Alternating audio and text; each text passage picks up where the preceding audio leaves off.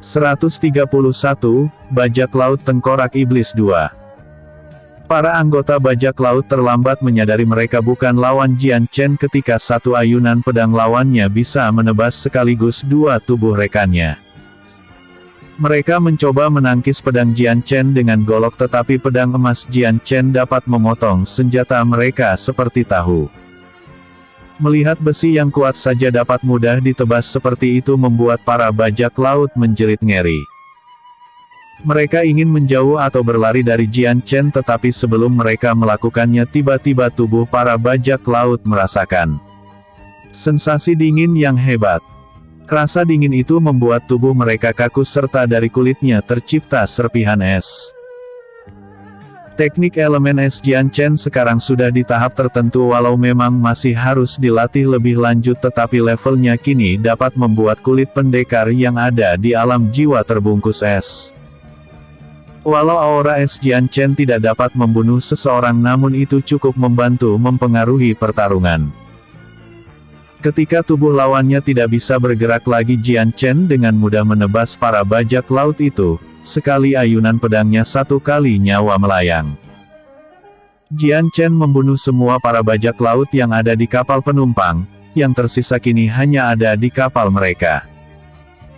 Kapten bajak laut telah menyetir kapalnya dari tadi sehingga ketika Jian Chen selesai membunuh semua anak buahnya, jaraknya sudah lumayan jauh. Kapten bajak laut bernafas lega setelah terselamatkan dari maut yang hampir membunuhnya. 30 anak buahnya meninggal dengan percuma namun ia masih punya banyak anggota di kapalnya bahkan masih ratusan. Para anggota bajak laut hanya bisa meneguk ludah ketika rekan-rekannya terbunuh tanpa perlawan berarti, tidak ada yang menduga hari ini mereka justru akan dimangsa alih-alih memangsa. Jian Chen mengayunkan pedangnya untuk membersihkan darah yang masih menetes. Ia melihat kapal bajak laut dari jauh sebelum senyuman mengembang dari bibirnya.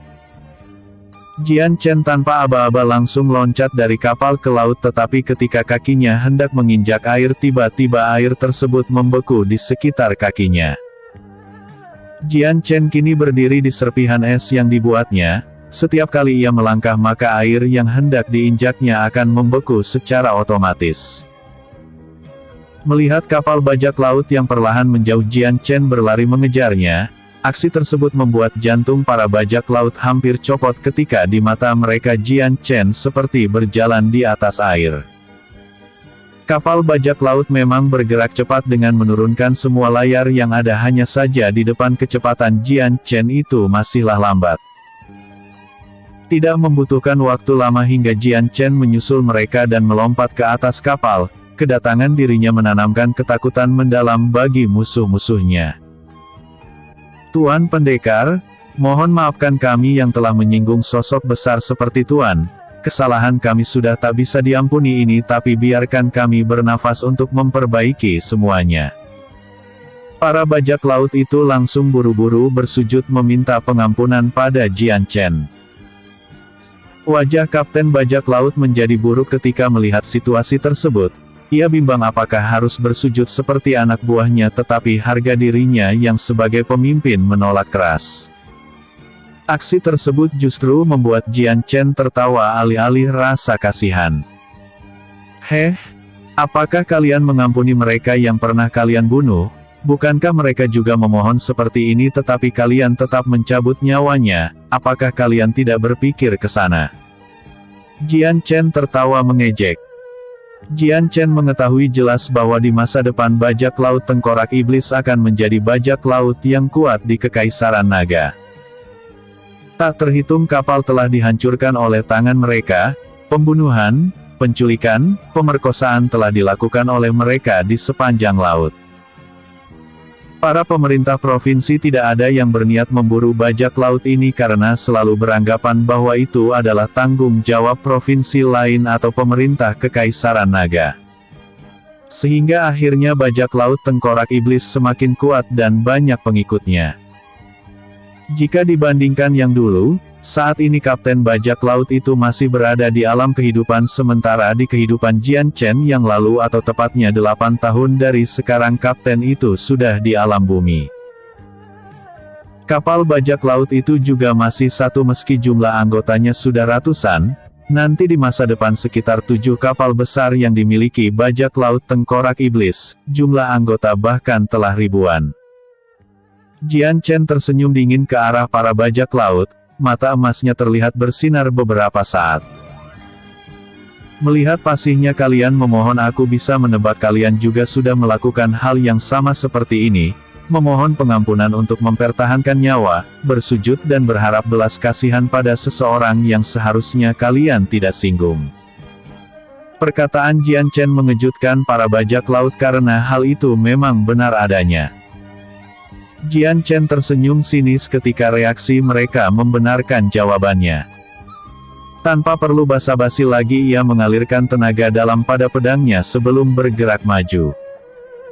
Melihat Jian Chen yang sepertinya tidak berniat mengampuni mereka, para bajak laut menarik senjata mereka masing-masing. Berharap bisa melawan Jian Chen dengan jumlah tanpa tahu yang mereka lakukan tidak lebih dari mengantar nyawa. Jian Chen bergerak cepat memainkan pedangnya dan setiap kali ayunan pedang ia lepaskan maka ada satu nyawa yang hilang. Meski ratusan orang menghadapinya, Jian Chen justru terlihat mengungguli pertarungan apalagi lawan-lawannya itu penuh keraguan dalam menyerang. Hanya Kapten Bajak Laut yang mengerti keadaannya sehingga ia langsung mundur diam-diam ketika anak buahnya menyerbu Jian Chen. Dalam waktu beberapa menit saja sudah sebagian lebih dari mereka berbaring di lantai tak bernyawa, selain pedang Jian Chen yang tajam karena terselimuti elemen cahaya permainan pedangnya juga sangat lincah. Para perompak yang tersisa mulai tersadar dan mencoba melarikan diri. Tanpa berpikir panjang terlebih dahulu mereka loncat dari kapal ke laut. Jian Chen tidak mengejar mereka, pandangannya justru tertuju pada seseorang yang sedang mendayung kecil di atas perahu. Orang itu adalah Kapten Bajak Laut yang diam-diam sedang kabur. Jian Chen tersenyum mengejek lalu mengalirkan tenaga dalam ke pedangnya. Satu ayunan itu menciptakan pisau udara yang tajam dan dengan cepat menuju ke arah perahu Kapten Bajak Laut. Karena jaraknya lumayan jauh Kapten Bajak Laut buru-buru melompat dari perahu tersebut tetapi perahu yang ditunggangi meledak berpecah berkeping-keping. Jian Chen tidak memberi serangan susulan melainkan membiarkan mereka berenang begitu saja. Jian Chen kemudian membelah kapal bajak laut itu menjadi dua dengan elemen cahayanya. Kapal besar tersebut perlahan-lahan mulai tenggelam ke dalam laut, para perompak tampak terkejut dengan aksi Jian Chen yang menghancurkan kapal besarnya. Kalian ingin hidup maka berharaplah, berdoa agar tubuh kalian tidak menjadi santapan ikan-ikan teri. Jian Chen tertawa mengejek pada mereka sebelum kembali ke kapal para penumpang. Para bajak laut mulai mengerti arah tujuan Jian Chen yang tidak membunuhnya namun membiarkan mereka berenang di tengah lautan lepas. Para bajak laut tidak di kondisi yang baik meski masih hidup, mereka yakin berenang di tengah laut seperti ini bahkan lebih buruk dari kematian sekalipun. 132, Ketakutan yang mendalam. Jian Chen mengeluarkan semua harta yang diambil dari kapal bajak laut sebelum dihancurkan, terdapat banyak peti berisi koin emas di dalamnya. Tidak lama, para penumpang berhamburan keluar setelah merasa situasi aman, walau mereka telah selamat dari mara bahaya perasaan mereka tidak sama sekali bahagia terutama ketika melihat aksi Jian Chen. Para penumpang telah menyaksikan langsung bagaimana Jian Chen menghabisi para bajak laut tersebut. Belum lagi mereka bisa melihat di atas laut masih ada para bajak laut yang tersisa dan mengapung di sana. Para penumpang justru lebih takut kepada Jian Chen daripada bajak laut itu sendiri apalagi mereka telah mengusiknya sebelumnya. Jian Chen bisa melihat ketakutan mereka tetapi ia juga tak berbicara lebih jauh. Ini adalah peti yang kurampas dari bajak laut itu. Kalian boleh membagikannya atau apapun yang kalian inginkan. Jian Chen meminta juga khususnya untuk pemilik kapal agar kejadian hancurnya bajak laut tengkorak iblis disebarkan ke yang lain. Dengan hancurnya bajak laut itu, Jian Chen berharap banyak para penumpang yang mau berpergian keluar provinsi lagi tanpa harus takut dengan bajak laut yang lain. Jian Chen sebenarnya meminta dengan nada datar, namun di telinga para penumpang dan pengurus kapal, hal itu seperti sebuah ancaman. Jian Chen kemudian mulai berjalan ke kamar pribadinya. Derap kakinya terdengar jelas setiap kali ia melangkah di lantai kapal karena para penumpang yang lain tidak berani menimbulkan suara, bahkan bernafas pun mereka harus berhati-hati. Para penumpang takut Jian Chen bakal membunuhnya. Barulah ketika tubuh anak muda itu menghilang mereka bisa bernafas lega. Melihat emas yang menggunung di dalam peti, semuanya saling tatap sesaat. Pemilik kapal kemudian menjadi penengah yang akan membaginya secara merata pada yang lain. Hal pertama yang harus mereka lakukan sekarang adalah membersihkan kapal terlebih dahulu. Ada 30 mayat di sana yang tergeletak bersimpah darah akibat dihabisi Jian Chen sebelumnya. Beberapa penumpang menjerit ngeri ketika melihatnya karena jasad itu mati dalam keadaan tubuh tidak lengkap. Sebagian hampir muntah melihatnya, sementara tidak sedikit yang langsung kehilangan kesadaran.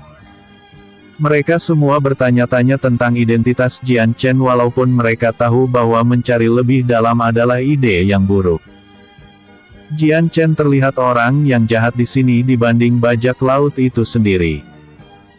Setelah membersihkan jasad, pemilik kapal membagikan koin emas pada para pedagang dan bawahannya. Pemilik kapal adalah orang yang adil, jadi tidak ada kecurangan dari pembagian tersebut. Pembagian emas dilakukan secara sunyi, karena sudah malam mereka takut mengganggu Jian Chen yang mungkin sedang beristirahat di kamarnya. Jian Chen duduk di bingkai jendela sembari menatap langit malam yang dipenuhi bintang-bintang, mata emasnya terlihat bersinar dengan indah. Mereka benar-benar tidak tahu diri. Lily yang semenjak tadi hanya menonton aksi-aksi Jian Chen kini berbicara. Gadis cantik itu terdengar kesal dari nada bicaranya. Alih-alih berterima kasih, kau justru ditakuti oleh mereka, seolah para penumpang itu lupa bahwa mereka telah diselamatkan olehmu. Jian Chen mendengar ocehan Lily hanya tersenyum tipis, tak menanggapi gadis itu lebih jauh. Lihatlah. Bukan hanya kau menyelamatkan nyawa mereka tetapi juga memberikan peti emas, namun tidak ada satupun dari mereka mengucapkan terima kasih atau hanya menatapmu. Lily masih terus melanjutkan. Kau mencoba membelaku? Tanya Jian Chen menaikkan alisnya, tersenyum penuh makna. Jian Chen sebenarnya tidak ambil hati dengan perilaku para penumpang tersebut. Sikap mereka padanya justru adalah hal yang wajar mengingat ia telah melakukan sesuatu yang dinamakan pembantaian. Lily mendengus keras. Aku tidak membelamu, aku hanya kesal pada sikap mereka. Dan posisimu barusan membuatku sedikit terusik. Jian Chen tersenyum canggung, aku tidak tahu apa yang membuatmu terganggu, tapi biarkan saja seperti itu. Berbuat baik tidak selalu soal pilihan, terkadang di situasi tertentu kebaikan menjadi sebuah keharusan. Kasusku tadi adalah salah satu contohnya. Pada dasarnya jahat atau baiknya seseorang ia tetap mempunyai nilai di mata orang lain, meski kadang hal itu tidak ditunjukkan secara langsung oleh mereka. Lily ingin berbicara sesuatu lagi, namun setelah mendengar omongan Jian Chen, ia membatalkan suaranya diganti dengan helaan nafas. Jian Chen kemudian menghabiskan waktunya di kamarnya, berkultivasi atau sekedar menatap rembulan di atas luasnya laut yang indah. Di esok harinya, suara ketukan pintu terdengar di kamar Jian Chen. Ia menemukan pelayanan yang sebelumnya melayaninya datang kembali membawa napan makanan untuk sarapan paginya. Pelayanan itu tidak datang sendiri melainkan ditemani pemilik kapal. Keduanya berusaha tidak gemetar bertemu Jian Chen walaupun pemuda itu sendiri sudah melihat ketakutan yang terpancar dari wajah dua-duanya. Bagaimana? Apakah tidak ada bajak laut yang menghadang lagi? Tanya Jian Chen. Pemilik kapal itu menggeleng, matanya tidak berani menatap Jian Chen. Tidak pendekar, semuanya baik-baik saja. Jian Chen mengangguk, Apa kalian sudah membagikan peti emas itu pada para pedagang? Pemilik kapal terdiam sesaat sebelum mengangguk. Pendekar, sebelumnya kami lupa untuk berterima kasih kepadamu karena telah menyelamatkan nyawa kami semua. Aku mewakili yang lain juga turut berterima kasih karena sebab Anda kami saat ini masih hidup bahkan diberi uang yang tak pernah kami duga. Jian Chen mengayunkan tangannya, tidak perlu dibahas. Aku hanya melakukan apa yang harus kulakukan. Lagian mereka juga adalah sesuatu yang harus kuhancurkan cepat atau lambat. Tidak ada lagi yang keduanya katakan. Melihat Jian yang hendak sarapan, mereka langsung memundurkan diri karena takut mengganggu pemuda tersebut. Kau lihat Lily, bukankah itu yang kau tunggu? Tanya Jian Chen. Lily mendengus kesal, tidak menjawabnya lebih jauh, membuat Jian Chen terkekeh serta menggelengkan kepala pelan. 2 hari berlalu terombang-ambing di atas kapal, akhirnya Jian Chen bisa tiba di pelabuhan. Pelabuhan tersebut adalah pelabuhan yang ada di tepi Provinsi Naga Angin. Sebelum Jian Chen pergi ke provinsi tujuannya, ia harus melewati Provinsi Naga Angin ini terlebih dahulu. Pelabuhan itu berdekatan dengan sebuah kota kecil di atasnya, kota yang bernama Kota Sunway. Tak lama kemudian kapal Jian Chen berlabuh. Para pedagang ataupun pengurus kapal masih tidak bisa berbicara dengan Jian Chen lagi meski ketakutan mereka agak mereda. Tidak ada yang berani untuk memandang atau mengobrol dengannya, kebanyakan dari mereka mencoba menjaga jarak dengan pemuda itu. Jian Chen tersenyum tipis sebelum mulai melangkahkan kakinya turun dari kapal sendiri. Ia bisa mendengar Lily bereaksi tidak suka dengan sikap mereka. Di sisi lain, menurut sudut pandang para penumpang tersebut, pengalamannya menyaksikan Jian Chen membunuh para bajak laut itu akan terkenang di kepalanya, bahkan bisa jadi trauma. Di sepanjang hidupnya mereka belum pernah melihat sosok manusia bisa berdarah dingin seperti itu, apalagi ketika Jian Chen membunuh anggota bajak laut itu satu persatu. Wajahnya terlihat menikmati pembantaian tersebut.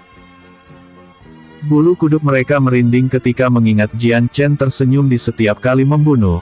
Mereka yakin ingatan ini akan terbawa sepanjang hidupnya dan tak mudah untuk dilupakan. 133 Eps 133 Kereta Bangsawan. Jian Chen di kehidupan pertamanya memang pernah ke Provinsi Naga Angin, hanya saja jalur ia ke sini berbeda sehingga ia tidak terlalu mengenal kota kecil seperti Sunway. Jian Chen sudah diberitahukan sebelum ke sini oleh Miu Lin tentang informasi kota tersebut, salah satunya adalah ada cabang asosiasi klan Miu di sini. Sehingga ketika ia menginjakan kakinya di sana, hal pertama yang harus Jian Chen cari adalah toko asosiasi. Sembari berjalan di jalanan kota, Jian Chen melihat suasana kota Sunway, kota kecil yang memang tidak terlalu ramai yang seharusnya dimiliki oleh sebuah kota. Dari sekilas saja kota Sunway merupakan kota yang dipenuhi oleh jual beli. Setiap Jian Chen berjalan terdapat banyak sekali para pedagang yang memenuhi bibir jalanan kota. Kuharap ekonomi kota ini akan kembali semula setelah aku menghancurkan bajak laut itu. Jian Chen menggeleng pelan, ia kemudian baru menyadari alasan para penumpang di kapal tadi memilih berdagang ke provinsi lain. Jual beli di kota Sunway memang tidak terlalu menguntungkan bagi para pedagang, terutama sepinya pembeli dan pengunjung. Tidak membutuhkan waktu lama Jian Chen menemukan toko asosiasi yang dikatakan Miu Lin. Tidak sulit mencarinya karena selain toko itu merupakan toko yang besar, ia juga sangat terkenal di sini, jadi Jian Chen dapat mudah ketika bertanya pada orang setempat. Jian Chen mengerutkan dahinya ketika toko asosiasi memiliki banyak pelanggan. Sepertinya jual beli toko asosiasi masih memiliki banyak pembeli, terutama pendekar, terlepas dari sepinya kota Sunway. Jian Chen kemudian menunjukkan liontin giok pada pemilik toko. Dalam waktu singkat status Jian Chen berubah menjadi orang terpandang di sana. Kepala toko yang selaku laki-laki berusia 30 tahunan tersenyum ramah menyambut Jian Chen setelah mengenal identitasnya. Alasan Jian Chen ke asosiasi sederhana, ia ingin mencari tahu jalan pergi ke ibu kota provinsi naga angin yaitu kota Qianwei. Tuan muda bisa ambil jalur selatan kota dan menelusuri jalan yang biasanya digunakan oleh para pedagang di kota ini. Dengan memakai kendaraan setidaknya tuan muda bisa sampai 20 hari ke sana jika tidak ada halangan di jalan. Jian Chen mengangguk mengerti. Seandainya sekarang ada elang emas di asosiasi mungkin ia bisa memangkas waktu perjalanannya, tetapi apa boleh buat kalau asosiasi toko ini tidak memilikinya. Memang siluman elang emas sangat langka, selain itu membelinya pun tidak murah. Setidaknya seseorang harus mengeluarkan belasan juta koin emas untuk membeli satu elang emas tersebut dan Jian Chen yakin toko ini tidak memilikinya. Jian Chen bermaksud untuk pergi ke asosiasi pusat yang ada di ibu kota Qianwei untuk meminjam elang emas tersebut supaya bisa lebih cepat menuju provinsi Naga Bumi. Kemudian kepala toko juga menjelaskan di sepanjang menuju ibu kota, Jian Chen akan melewati berbagai desa, kota kecil, sedang sampai besar hingga sebuah klan tertentu. Yang perlu dicatat adalah Jian Chen harus waspada terhadap siluman yang menyerang atau para perampok di sepanjang perjalanan karena belakang ini banyak kejadian yang tak mengenakan di provinsi Naga Angin. Sebab itulah kepala toko menyarankan Jian Chen untuk dikawal oleh para pendekar yang bekerja di asosiasi. Untuk pengawalan aku tidak perlu membutuhkannya, daripada itu aku lebih membutuhkan kendaraan untuk pergi. Tapi tuan muda, Anda harus. Kepala toko tampak keberatan karena perjalanan ke ibu kota boleh jadi berbahaya. Melihat Jian Chen masih muda, kepala toko menganggap kultivasi Jian Chen masih lemah. Tenang saja, aku bisa menjaga diriku sendiri, kemampuanku juga tidak terlalu buruk. Jian Chen tersenyum mengangguk pelan. Sekarang yang kubutuhkan adalah kendaraan, apakah toko ini punya? Kepala toko mengangguk lalu kemudian menjelaskan ada kereta yang dimilikinya namun Jian Chen menolak hal itu, ia lebih memilih memakai kuda saja. Pada akhirnya seekor kuda berwarna putih seputih susu dikeluarkan dari kandang, kuda itu terlihat gagah dan indah layaknya seperti kuda para bangsawan.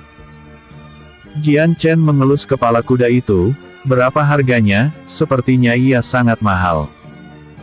Tuan muda, itu tidak perlu. Aku ingin memberikan kuda ini pada tuan muda.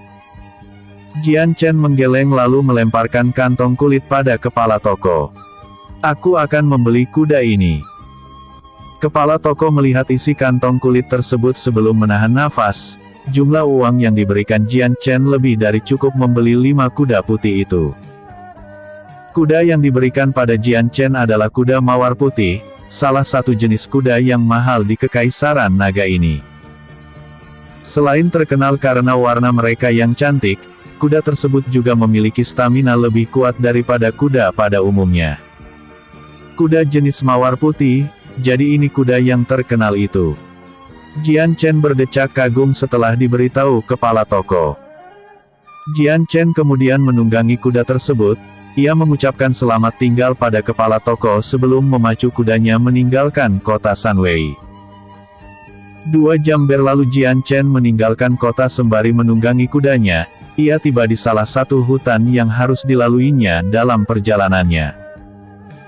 Hutan itu mempunyai pohon-pohon yang rindang di area sisi jalan sehingga meski waktu masih siang jalan tersebut terlihat agak gelap. Pantas saja dia memintaku berhati-hati, jika hutan selebat ini maka tidak mengherankan hewan buas atau siluman akan muncul menghadang pejalan kaki. Jian Chen kembali memacu kudanya kali ini hingga berlari cepat. Selagi waktu masih siang dan matahari bersinar di atas, Jian Chen tidak mau istirahat di jalanan hutan ini apalagi sampai bermalam.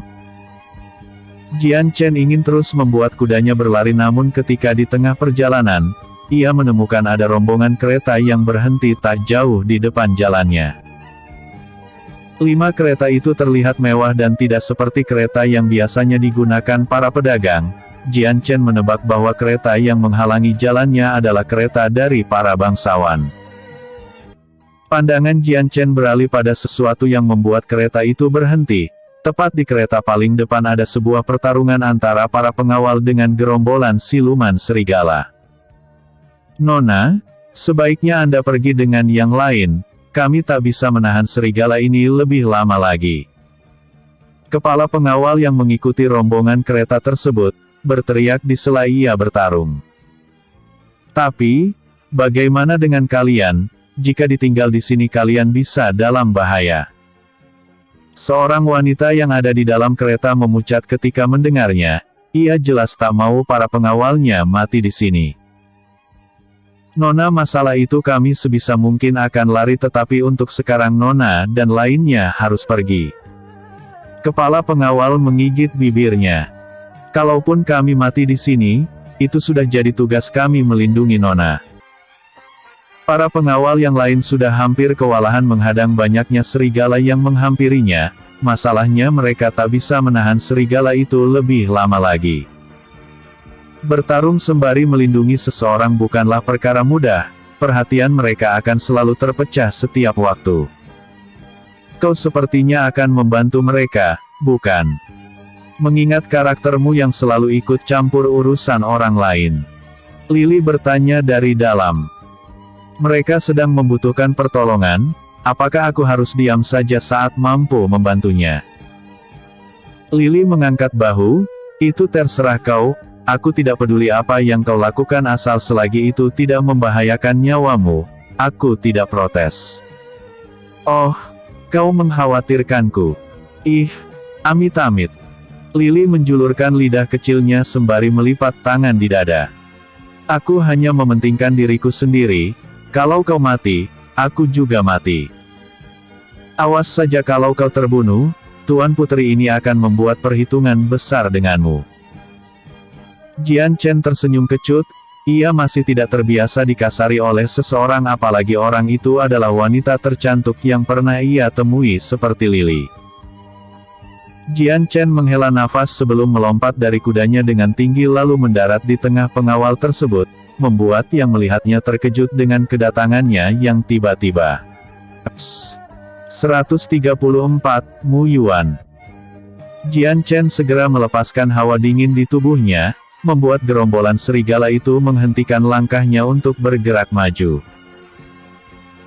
Di sisi lain para pengawal ataupun gadis di dalam kereta begitu terkejut ketika Jian Chen melepaskan suhu dingin tersebut. Mereka juga merasakan hal yang sama ketika suhu di sekitarnya tiba-tiba turun dengan begitu drastis. Jian Chen tersenyum tipis melihatnya, salah satu ciri dirinya belum menguasai teknik ini karena hal tersebut. Meski Jian Chen bertujuan menargetkan tekniknya pada rombongan serigala itu, tetapi teknik ini adalah tipe area sehingga mereka yang ada di dekat Jian Chen bisa merasakannya. Tapi jika Jian Chen bisa menguasainya ke tahap selanjutnya, teknik elemen es ini bisa menargetkan seseorang sesuai target si penggunanya. Jian Chen melangkah maju sambil terus melepaskan hawa dingin, membuat serigala-serigala itu mundur perlahan sebelum akhirnya pemimpin dari serigala melolong yang menyuruh bawahannya untuk bergerak mundur. Para pengawal bernafas lega setelah serigala itu berlari memasuki hutan kembali. Jian Chen menghentikan tekniknya membuat suhu di sekitar kembali normal. Tuan Pendekar, terima kasih telah menolong kami. Kepala pengawal langsung memberikan hormatnya pada Jian Chen diikuti yang lain. Jian Chen mengangguk pelan, melambaikan tangannya. Tidak usah dipikirkan, aku hanya kebetulan lewat ke sini dan kebetulan menemukan kalian yang sedang terdesak. Para pengawal berusaha tersenyum namun sesaat kerutan terukir di kening mereka ketika wajah yang menolongnya terlihat begitu muda. Setidaknya usianya terlihat berusia belasan tahun. Tak lama kemudian seorang wanita yang dari tadi melihat di kereta akhirnya keluar. Gadis itu memakai gaun yang lumayan mewah, berparas manis, usianya 20 tahunan. Dalam sekali lihat saja orang lain akan melihat identitas gadis itu tidak biasa. Saat menyadari ada yang menolong rombongannya ia segera keluar untuk menemui orang tersebut. Namun ketika melihat wajah sang pemuda yang tampan, gadis itu terdiam beberapa detik. Jian Chen menatap gadis itu yang terlihat tak berkedip memandang wajahnya. Jian Chen batuk pelan, membuat gadis salah tingkah dan begitu malu. Gadis itu tidak menyangka akan bertemu laki-laki seperti Jian Chen di hutan seperti ini. Selain wajah pemuda itu yang rupawan, ia juga terlihat begitu muda. Maaf, maksudku aku hanya ingin berterima kasih karena menyelamatkan pengawalku. Meski wajah gadis itu memerah, ia berusaha untuk bersikap senormal mungkin. Tidak apa-apa Nona, aku hanya melakukan yang seharusnya. Gadis itu kemudian memperkenalkan namanya sebagai Mu Yuan dari salah satu keluarga bangsawan Mu di Provinsi Naga Angin. Keluargamu sendiri cukup terkenal dan merupakan salah satu keluarga bangsawan besar. Alis Jian Chen terangkat, ia tentu mengetahui keluargamu dari kehidupan sebelumnya. Hanya saja Jian Chen tidak menyangka akan bertemu dengan sosok keluarga bangsawan sepertinya. Sepengetahuan Jian Chen, keluarga bangsawanmu memiliki ikatan politik dengan pemerintahan provinsi. Yang membuat Jian Chen terheran-heran adalah jika gadis di depannya adalah memang seperti yang dikatakannya, dengan kekuatan serta pengaruh keluarganya seharusnya pengawal mereka tidak selemah ini. Keluargamu memiliki kekuatan yang hampir setara dengan klan menengah seperti klan Jian. Saat ini pengawal gadis itu rata-rata berada di alam jiwa tahap 3 sedangkan kultivasi kepala pengawalnya berada di alam jiwa tahap 8. Ini menunjukkan kekuatan keluarga mereka masih lemah. Apa mungkin karena aku datang ke sini lebih cepat dari yang seharusnya, keluargamu masih belum berkembang? Hanya itu dugaan Jian Chen untuk sementara karena di 2 tahun selanjutnya kekuatan keluargamu sudah lebih kuat, setidaknya untuk perkara pengawalan ada di antara mereka yang sudah menginjak alam kehidupan. Tuan Pendekar, kalau aku boleh bertanya, siapa nama Anda? Mu Yuan kembali bersuara, memecah lamunan Jian Chen sesaat. Aku. Jian Chen berpikir sesaat, terlihat ragu menyebutkan namanya tetapi pada akhirnya ia mengatakannya. Namaku adalah Jian Chen. Jian. Gadis itu tampak kebingungan karena belum pernah mendengar keluarga atau klan yang bermarga Jian seingatnya. Pendekar Jian, kulihat Anda sedang berpergian juga ke suatu tempat, bolehkah aku mengetahui kemana tujuannya? Mungkin kita mempunyai arah yang sama. Jian Chen mengelus dagunya. Aku tidak yakin dengan itu tetapi untuk tujuan aku akan pergi ke ibu kota. Mendengar itu wajah Mu Yuan terlihat cerah, ia kemudian mengajak Jian Chen pergi bersama rombongannya atau tepatnya meminta bantuannya untuk terus bersamanya. Mu Yuan tidak menutupi niat ingin bersama Jian Chen yaitu agar kelompoknya aman. Kalau pendekar Jian keberatan dengan itu tenang saja aku akan membayarnya dengan uang. Pendekar Jian tinggal sebutkan saja nominalnya nanti kami akan membayarnya. Mu Yuan berusaha membujuk Jian Chen. Nona Yuan, itu tidak perlu, kita juga mempunyai arah yang sama dan aku tidak keberatan bersama kalian. Mu Yuan kemudian menawari Jian Chen untuk masuk ke keretanya selama di perjalanan agar lebih nyaman sementara nanti kudanya biar pengawalnya yang ditunggangi. Jian Chen menolak penawaran itu dengan halus, beralasan lebih suka menunggangi kuda sementara Mu Yuan juga tidak bisa memaksa Jian Chen atas keputusannya. Akhirnya Jian Chen ikut bersama rombongan keluarga Mu tersebut, melihat kuda putihnya yang indah Mu Yuan sempat tercengang begitu juga pengawalnya. Kuda mawar putih menandakan penunggangnya bukanlah orang biasa, hanya orang yang sangat kaya yang dapat memilikinya. Mu Yuan sempat malu menawari harga sebelumnya pada Jian Chen, ia yakin dengan melihat kuda tersebut kekayaan Jian Chen boleh jadi di atasnya. Jian Chen menghiraukan tatapan itu, ia memacu kudanya namun kali ini lebih pelan. Menyamakan ritme kecepatannya dan rombongan keluarga bangsawan tersebut. Rombongan Jian Chen akhirnya keluar dari hutan itu bertepatan dengan matahari tenggelam. Selama di hutan hanya ada beberapa siluman yang datang hendak menyerang, tetapi karena elemen es Jian Chen, siluman-siluman itu berlari sebelum berniat melakukannya. Sebenarnya ada jalan yang lebih aman selain melewati hutan yang rindang tadi, yaitu dengan arah memutar, tapi tentu saja akan memakan waktu jauh lebih lama. Karena rombongan mereka masih jauh dari pemukiman penduduk, Jian Chen dan lainnya memilih beristirahat di alam terbuka. Para pengawal membuat api unggun untuk menghangatkan tubuh dari dinginnya malam. Mu Yuan yang biasanya tidur di dalam kereta ketika dalam perjalanan, namun kali ini berbeda, ia ingin merasakan bagaimana tidur beratapkan langit. Para pengawal, terutama kepala pengawal, tampak keberatan dengan keputusan tersebut, walaupun pada akhirnya ia tak bisa membantah keinginan tuannya. Jian Chen menyaksikan tersebut hanya tersenyum tipis. Ia memilih duduk di perapian yang dibuatnya sendiri. Jian Chen mengeluarkan permata siluman dari cincin ruangnya, berniat untuk berlatih sambil menunggu matahari keluar. Baru 1 jam ia menyerap permata siluman, Jian Chen menyadari kehadiran seseorang. Ketika membuka matanya, ia melihat Mu Yuan sudah berdiri di dekatnya. Gadis itu tampak terkejut diikuti tatapan terpaku melihat mata emas Jian Chen yang terbuka dan bersinar indah di kegelapan malam. Mu Yuan pikir Jian Chen sedang tertidur atau semata memejamkan mata. Ia berniat membangunkannya untuk sarapan malam, namun malah berakhir memandang wajah sang pemuda.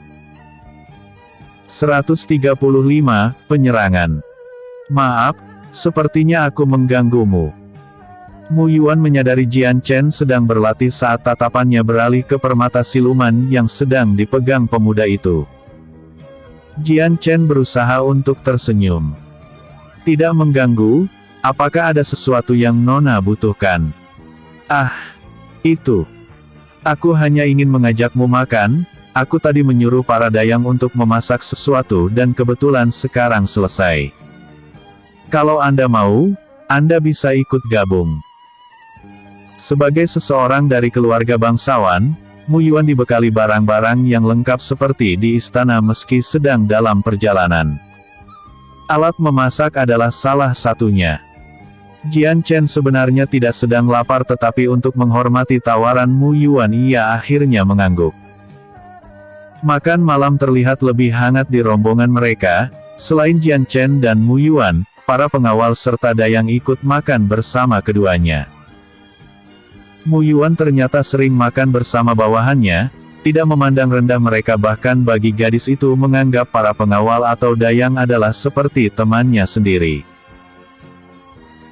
Hal tersebut menarik perhatian Jian Chen. Sikap Mu Yuan jarang sekali dimiliki oleh para bangsawan pada umumnya, yang biasanya orang bangsawan selalu ingin dispesialkan atau ditinggikan oleh orang lain. Ketika makan malam berakhir, selain para pengawal yang bertugas bergantian saat semuanya tertidur, Jian Chen juga dalam keadaan terjaga namun memilih melanjutkan untuk berlatih. Jian Chen menyerap permata siluman sambil menyandar di atas pohon, namun setelah waktu mendekati tengah malam matanya terbuka ketika merasakan ada beberapa orang yang bergerak tak jauh darinya berlatih. Sepertinya ada sesuatu yang tidak beres. Jian Chen kemudian menuju orang-orang tersebut, gerakannya tanpa bunyi sedikitpun sehingga para pengawal belum menyadari Jian Chen sudah menghilang dari tempatnya. Sudah kuduga mereka adalah rombongan keluargamu, cepat laporkan pada ketua bahwa mereka ternyata masih hidup. Xin Yan menyuruh salah satu dari 6 orang yang bersamanya untuk kembali ke perkemahan agar melaporkan apa yang dilihatnya.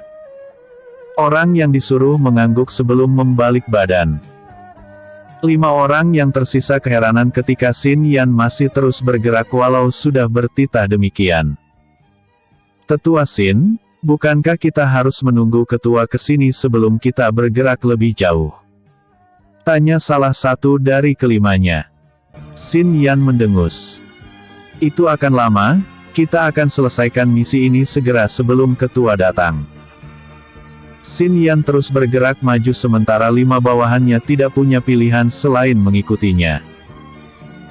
Tapi Tetua Xin, ini berbahaya, Kita berenam tidak bisa mengalahkan pengawal rombongan itu yang jumlahnya lebih banyak dari kita. Aku tidak mengatakan akan mengalahkan semua para pengawal, tujuan kita hanya satu untuk misi ini, yaitu membunuh gadis bangsawan itu. Setelah itu kita pergi. Xin Yan kemudian menjelaskan bahwa nanti kelimanya harus berusaha menyibukkan para pengawal, cukup 2 menit agar dirinya bisa membunuh Mu Yuan. Mendengar itu wajah kelima bawahannya memburuk, meski terdengar sederhana namun melakukannya adalah hal berbeda. Xin Yan menyadari ekspresi kelimanya sebelum tertawa mengejek, tenang saja, saat ini kekuatanku sudah bertambah lebih kuat dari sebelumnya. Kalian memang tidak bisa melihatnya tetapi asal kalian tahu, sekarang aku di ranah alam kehidupan. Mendengar itu kelimanya terkejut, mereka baru mengetahui fakta tersebut. Memang di kelompoknya saat ini tidak ada yang mengetahui bahwa tetua organisasi itu telah menerobos ke alam kehidupan setelah sebelumnya berada di puncak alam jiwa.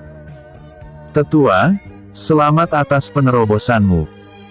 Kelima orang yang mengikutinya sekarang bisa lebih percaya diri menjalankan apa yang barusan diperintahkan Xin Yan.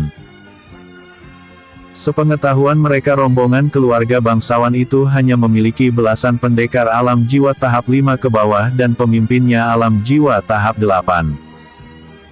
Dengan kekuatan Xin Yan, maka tidak sulit menyelesaikan misi ini tanpa harus ketua mereka ikut campur sekalipun. Kalau misi kita berhasil, maka kelompok organisasi pembunuh kita akan lebih terkenal di Provinsi Naga Angin. Ujar Xin Yan kemudian. Benar Tetua Xin, apalagi yang menyuruh kelompok kita sekarang adalah para petinggi klan besar. Mereka pasti sudah memperhitungkan kekuatan organisasi Gagak Besi di benak mereka. Xin Yan mengangguk pelan mendengarnya. Organisasi Gagak Besi merupakan kelompok pembunuh bayaran yang beberapa bulan ini marak terdengar. Organisasi tersebut dulunya hanyalah sekumpulan pembunuh yang terdiri beberapa orang saja. Namun semenjak mereka beralih menjadi pembunuh bayaran, nama kumpulan mereka terdengar. Ketua dari kumpulan pembunuh itu akhirnya memutuskan membentuk sebuah organisasi yang dinamai Organisasi Gagak Besi. Tidak berselang lama setelah banyak misi diselesaikan oleh mereka, organisasi tersebut semakin terkenal dan banyak orang yang ingin gabung ke dalam organisasinya. Xin Yan tertawa kecil melihat bawahannya mengikuti saja perintahnya, alasan ia buru-buru bergerak sebelum ketuanya datang agar dirinya dipandang lebih tinggi lagi oleh organisasinya. Dengan menyelesaikan misi sendiri, Xin Yan berharap ketua organisasinya menaikkan jabatannya atau diberi sumber daya tambahan lagi untuk kultivasinya. Xin Yan dan bawahannya terus bergerak melompati dahan-dahan pohon. Saat jarak mereka hampir dekat ia dikejutkan dengan seseorang tiba-tiba muncul di hadapannya membuat langkah mereka langsung terhenti. Kedatangan orang itu seperti hantu yang muncul dari ketiadaan, baik Xin Yan maupun yang lain tidak menyadari keberadaan orang tersebut sebelum orang itu benar-benar muncul ke permukaan. Orang tersebut kemudian membuka mata, terlihat dari kegelapan malam warna bola matanya tampak bersinar kemasan. "Siapa kau?" tanya Xin Yan dengan kewaspadaan tertinggi. "Tetua Xin, sepertinya dia adalah salah satu pengawal dari keluargamu itu, pasti dia tidak sengaja melihat keberadaan kita sejak tadi," bisik salah satu bawahannya. Xin Yan mengangguk dan mulai mengerti, tidak ada orang lain di sekitar hutan sini kecuali orang tersebut memang berhubungan dengan rombongan keluargamu. Xin Yan menghapuskan kewaspadaannya, kali ini ia tidak lebih memandang remeh orang itu. "Aku tidak menyangka ada orang yang bisa melihat gerakan kami di gelapnya malam seperti ini, sepertinya kau adalah kepala pengawal rombongan itu," tanya Xin Yan dengan tersenyum lebar. Orang yang menghadang tersebut, Jian Chen, sudah mendengar percakapan mereka sejak tadi. Dia sudah mengetahui tujuan dan asal mereka. Mendengar keenam orang itu adalah organisasi pembunuh dan ingin melukai keluargamu, Jian Chen akhirnya memilih untuk terlibat. Apakah identitasku penting bagi seorang pembunuh bayaran seperti kalian? Jian Chen tersenyum lebar. Oh, kau sepertinya cukup berani. Aku ingin lihat seberapa besar kekuatanmu. Tanpa basa-basi lagi, Xin Yan menyerang Jian Chen dengan tangan kosong, ingin melihat seberapa hebat kemampuan pemuda yang menghadangnya. Jian Chen bisa melihat Xin Yan tidak menggunakan seluruh kekuatan aslinya. Terlihat di tubuh pria itu ia mempunyai golok yang tersemat di pinggangnya. Jian Chen menghindari setiap serangan Xin Yan dengan gerakan seminimal mungkin sebelum ia membalas dengan menggunakan lututnya yang mengenai perut lawannya. Serangan Jian Chen membuat tubuh Xin Yan hampir mengeluarkan isi perutnya, ia bergerak mundur sambil meringis kesakitan. Lumayan, kemampuanmu ternyata tidak buruk. Xin Yan mencoba tersenyum lebar, menyembunyikan kecemasan di hatinya. Jian Chen terkekeh lalu menggerakkan jarinya agar Xin Yan bergerak maju kembali. Alhasil pria itu tersulut emosi jadi dia langsung mengeluarkan goloknya yang tajam. Aku ingin lihat, seberapa percaya dirinya saat aku memenggal kepalamu. Xin Yan mendengus sebelum mengayunkan serangan goloknya pada Jian Chen. Episode sebelumnya, Eps 134, Mu Yuan. Episode berikutnya, Eps 136, Kelompok Organisasi tiba.